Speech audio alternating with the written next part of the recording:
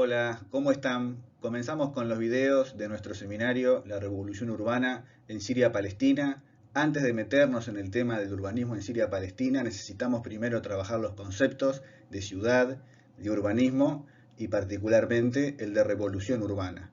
Pero antes, incluso de esto, creímos conveniente introducir la biografía y el pensamiento de Gordon Childe, ver un poco su recorrido intelectual que lo llevó a plantear tanto este concepto de revolución urbana como de revolución neolítica, que hoy por hoy figura en prácticamente todos los manuales de escuela secundaria de nuestro país. A quien no le interese este video, sin embargo, recomendamos que vaya directamente a la diapositiva número 8. El número lo pueden ver en la parte superior de la pantalla en el centro, donde abordamos un poco el contenido de sus dos obras más clásicas, que son en español Los orígenes de la civilización y qué sucedió en la historia. A partir de la diapositiva siguiente, mi cara desaparece para poder darle protagonismo a cada una de las diapositivas. El video de hoy tiene mucho texto, pero en los próximos va a haber muchas más imágenes, mapas, planos y fotografías. Vamos a comenzar haciendo una muy breve biografía para después adentrarnos en las distintas etapas de su vida. Él nace en 1892 y muere en 1957.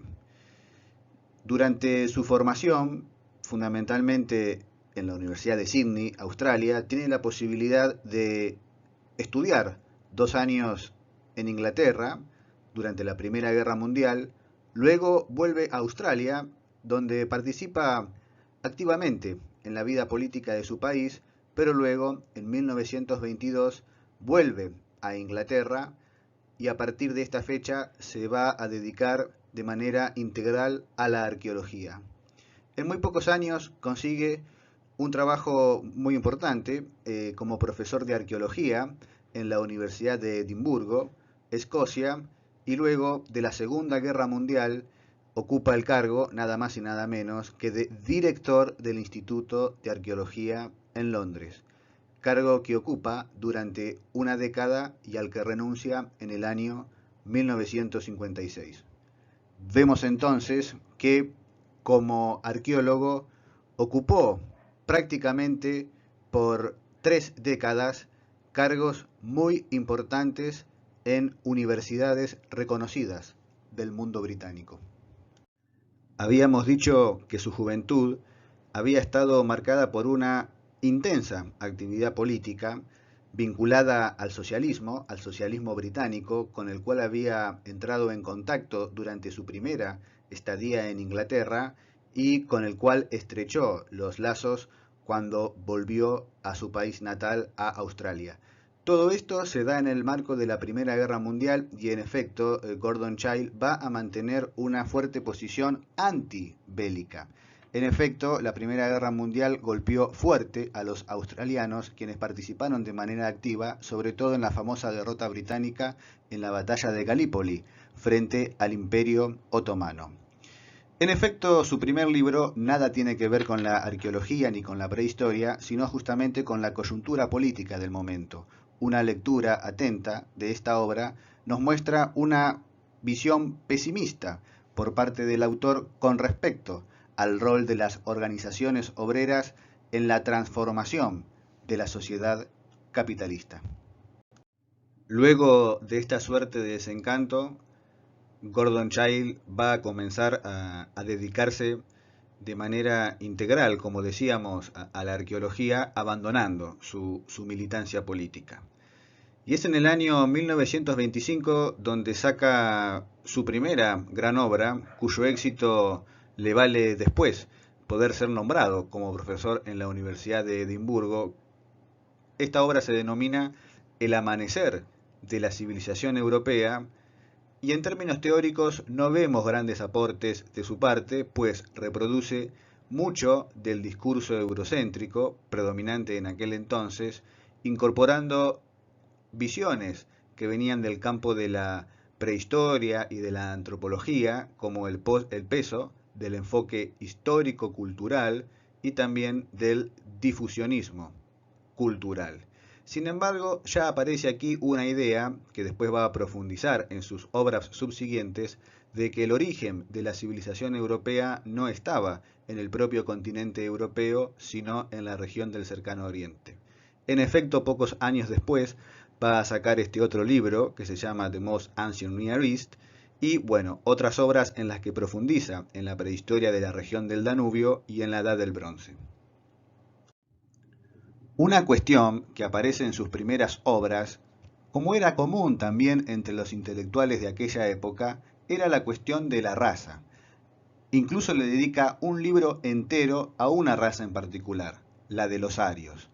La idea fundamental aquí es que la cultura material que se encontraba en los asentamientos prehistóricos era el reflejo directo de un pueblo o de una raza, y que si se encontraba una cultura material determinada en un lugar y luego en otro, posterior, eso era indicador del movimiento de ese pueblo, de esa raza, de un lugar a otro. Cuando uno lee con atención esta obra, se da cuenta rápidamente que Gordon Childe cae en todos los vicios del discurso racista. Adscribe al pueblo ario, a la raza aria, no solamente cualidades físicas superiores, sino incluso intelectuales. Serían los antecesores de los pueblos nórdicos y particularmente de los alemanes. Sin embargo, todas estas ideas van a ser rápidamente criticadas por el propio Gordon Childe. Y esto tiene que ver más bien con el contexto político de fines de la década del 20 y comienzos de la década del 30. Por un lado, la consolidación del fascismo y por otro, el ascenso del nazismo en Alemania. En este punto, él se da cuenta de cómo su discurso contribuye a causas políticas con las cuales él no estaba de acuerdo. A partir de este momento, entonces, comienza a realizar toda una crítica al enfoque racista y al histórico-cultural que igualaba de manera directa la cultura material que se encuentra en los asentamientos prehistóricos con un pueblo o con una raza en particular.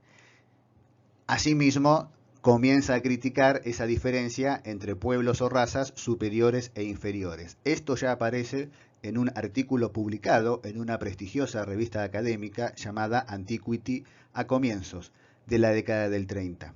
En efecto, también comienza a redefinir el concepto de cultura, que después vamos a profundizar en esta cuestión, pero lo enfoca más desde el punto de vista del funcionalismo, de la adaptación, de un conjunto de herramientas, de técnicas y de estructuras simbólicas que generan los grupos humanos para poder adaptarse a un contexto en particular. En contraposición al ascenso del fascismo y del nazismo, se acerca Gordon Childe a la Unión Soviética, donde destaca los avances importantes en el ámbito de la arqueología, pero critica la aplicación dogmática del esquema evolutivo gradual y unilineal de Engels, quien a su vez se había inspirado en el modelo de Lewis Morgan. Repasemos algo que ustedes ya saben. Según el modelo de Lewis Morgan, de base materialista, las sociedades humanas habían pasado por 3 estadios: salvajismo, barbarismo y civilización. Ese mismo esquema fue luego replicado por Engels en su famosa obra El origen de la familia, la propiedad y el Estado. Pero entonces vemos que ya para mediados de la década del 30 comienzan a tomar forma algunas de las ideas que después van a caracterizar el pensamiento de Gordon Childe. Por un lado, que las sociedades son por esencia conservadoras, tienden a la homeostasis, al equilibrio, ideas procedentes del campo teórico de la antropología funcionalista. En diapositivas posteriores vamos a profundizar en esto. ¿Cómo es que se dan los cambios? Entonces, no por una evolución lenta ni unilineal, sino por quiebres revolucionarios, adoptando entonces la explicación de los cambios según la teoría marxista, de la contradicción entre el desarrollo de las fuerzas productivas y las relaciones sociales de producción. Desde este punto de vista, para Gordon Childe, el progreso, que en este caso sí es el ritmo normal de la historia, puede verse bloqueado ante el peso de determinadas estructuras o ideologías sociales e incluso puede llegar a haber algún tipo de retroceso. Es así que Gordon Childe comienza a escribir algunas de sus obras fundamentales, los trabajos clásicos por el cual él se va a hacer conocido, y muchas de estas obras van a tener traducciones a distintos idiomas, particularmente al castellano. Vuelve a revisitar la cuestión del origen en el cercano oriente de la civilización europea. Pero la obra más importante, sin lugar a dudas, es del año 1936. Su título original en inglés es Man Makes Himself, El hombre se hace a sí mismo, aunque ha sido traducido al español con una traducción poco feliz como Los orígenes de la civilización. La otra obra clave de este periodo intelectual en la vida de Gordon Childe es What Happened in History, del año 1942, ahora sí, más fieles al original, ¿qué sucedió en la historia? Fíjense que entre estas obras va intercalando otras dedicadas a la prehistoria europea, fundamentalmente de Escocia y de las Islas Británicas en general, con lo cual, digamos, nos damos cuenta que posiblemente producto, ¿no es cierto?, de su desempeño como docente en la Universidad de Edimburgo, estaba permanentemente conociendo novedades sobre estas áreas de la prehistoria, lo cual también implicaba cada tanto publicar nuevos libros con estas novedades. También comienzan a aparecer algunas obras más de índole teórica, como el caso de esta de 1944, Progreso y Arqueología. Muy bien, detengámonos un poco en esta obra, traducida al español como Los orígenes de la civilización, porque es aquí donde por primera vez, de manera sistemática, Gordon Childe presenta y explica sus dos conceptos fundamentales, la revolución neolítica y la revolución urbana. Pero repasemos un poco el contexto histórico. Esta obra fue escrita durante la primera mitad de la década del 30, unos años caracterizados por una fuerte crisis económica, luego de la caída de la bolsa de Wall Street, y sobre todo por una crisis política. En este contexto, donde muchos intelectuales comenzaban a repensar la historia, ya no como una visión de permanente progreso ascendente, sino una suerte de historia cíclica, donde todo se vuelve a repetir, o incluso visiones decadentistas de la historia, que cada vez una historia que avanza hacia tiempos cada vez peores. No es esta la visión de la historia de Gordon Childe. Justamente todo el primer capítulo de este libro se dedica a fundamentar por qué la historia consiste en un permanente progreso, que lo define muy sintéticamente, recomiendo obviamente que lean el capítulo completo, como el éxito en la lucha por la existencia.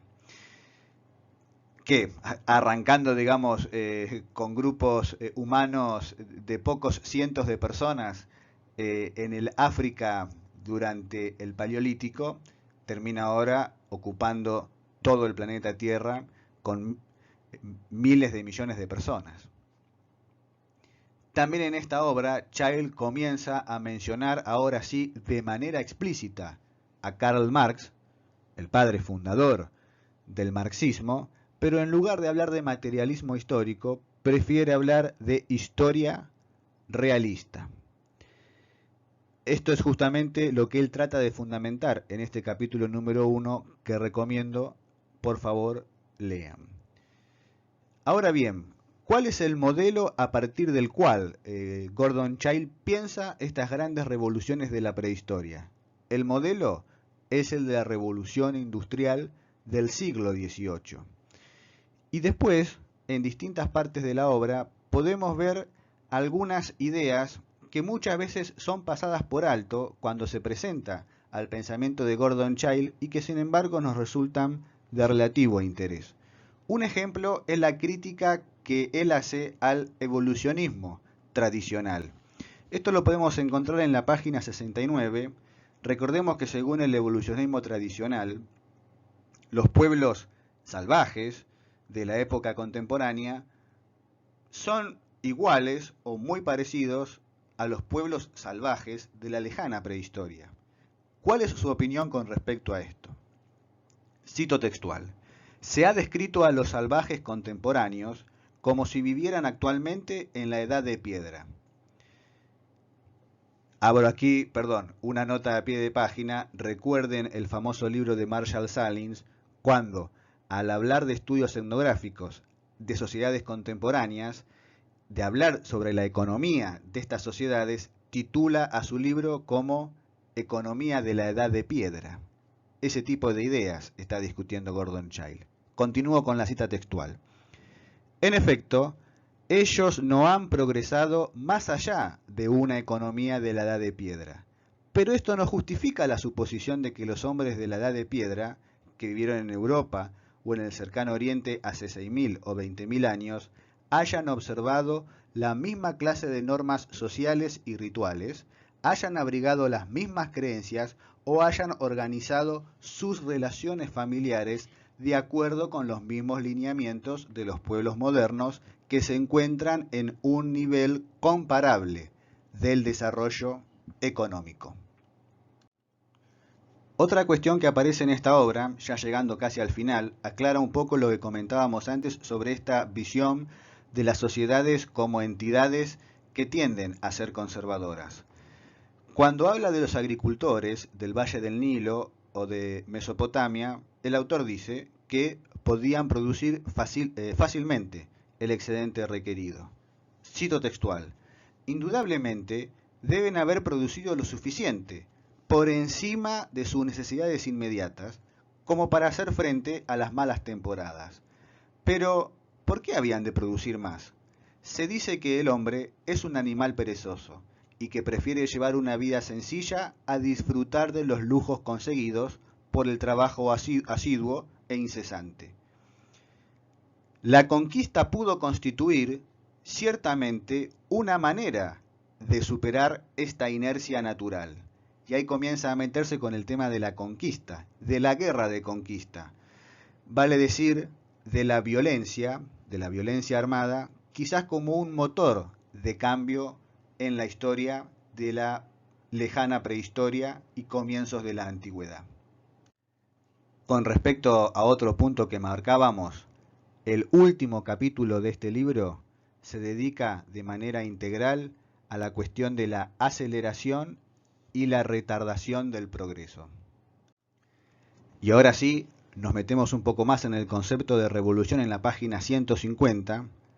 Cito este fragmento pues una de las críticas que se le suele hacer a Gordon Childe es hablar de revolución, que en realidad eso daría cuenta de un proceso de cambio rápido y violento, y aparentemente todo lo que tiene que ver con los cambios del Neolítico y el surgimiento de las ciudades parecen haber sido cambios que se llevaron a lo largo de varios siglos, con lo cual no sería apropiado entonces de hablar de revolución. Pues bien, ya en esta primera obra, en la página 150 en la edición en español, dice: la revolución neolítica, que acabamos de describir, constituye la culminación de un largo proceso. La hemos presentado como un solo acontecimiento debido a que la arqueología únicamente ha podido descubrir el resultado. Los diversos pasos que condujeron a ella se encuentran más allá del campo de la observación directa. Cierro cita directa. Quiere decir que la revolución, desde el punto de vista de Gordon Childe, no tiene que ver tanto con la duración, sino con los resultados del cambio. Y esta es una idea muy importante que tenemos que retener para cuando hablemos de la revolución urbana. El otro libro fundamental para conocer el pensamiento de Gordon Childe y conocer los conceptos de revolución neolítica y de revolución urbana es ¿Qué sucedió en la historia? Este libro fue redactado ya en otro contexto histórico, durante la primera mitad de la Segunda Guerra Mundial, donde la verdad el escenario era aún mucho más sombrío. Aún así, Childe sigue defendiendo la idea del progreso. Le cuesta más, por eso es necesario ampliar el escenario. Continúa su descripción histórica después de lo que habría sido la revolución urbana, llegando hasta la caída de Roma. Y esto es muy interesante, porque en esta obra él hace una equivalencia directa entre Roma y el nazismo. Bien sabemos que Roma, a pesar de su enorme esplendor, termina cayendo. Pues bien, ya en el año 1942, a modo, digamos, de adelantar el desenlace del nazismo, también le augura el fracaso al nazismo. Cito directo en la página 293. Dice, cuando está hablando del Imperio Romano, del régimen totalitario, el primer ciudadano, jefe del Estado, se transformó en amo y Dios. Solo el cristianismo, monoteísmo exclusivo, organizado eficazmente en una iglesia espiritual, ofreció durante un tiempo un refugio espiritual contra la absorción en el Estado nacional socialista. Cierro cita. Fíjense ustedes, está hablando del Imperio Romano. ¿Cómo lo denomina él? Estado nacional socialista. Habíamos dicho que el progreso era el éxito en la supervivencia, pero en esta otra obra se concentra mucho más en la acumulación de conocimiento, y es ese conocimiento técnico el que permite controlar mejor el medio ambiente. Y ese es el fundamento del progreso, el cual, repetimos, desde su punto de vista, no es ni lineal ni continuo, pero siempre ascendente. Permítanme ahora leer el último párrafo del libro ¿Qué sucedió en la historia? Abro cita. Estos indicios deben bastar. El progreso es real, si bien discontinuo. La curva ascendente se resuelve en una serie de depresiones y elevaciones, pero en aquellos dominios que pueden ser examinados por la arqueología y la historia escrita, ninguna depresión desciende nunca al nivel de la precedente, y cada elevación sobrepasa a su precursora inmediata. Llegamos entonces así a la última década de vida de Gordon Childe. Gracias a la calidad y al éxito de estas obras, es nombrado director del Instituto de Arqueología en Londres. Sus últimos libros, por un lado, son más de índole teórica, como el caso de Historia y de Evolución Social, y como siempre volviendo a su amor, podríamos decir, la prehistoria de la sociedad europea, que es publicado después de su muerte. Dijimos que en el año 1956 renuncia a su cargo y que el 19 de octubre de 1957 se lo encuentra muerto al pie de un acantilado en las Montañas Azules, en el estado de Nueva Gales del Sur, Australia. La mayoría de las personas presuponen que esto fue un suicidio, aunque no se descarta también un accidente, pero hay una serie de indicios que llevan a pensar no solamente su renuncia sorpresiva del cargo de director del Instituto de Arqueología, sino también ciertas expresiones que compartió con sus allegados luego de la fuerte represión del año de 1956 en Hungría, luego, digamos, de la muerte de Stalin.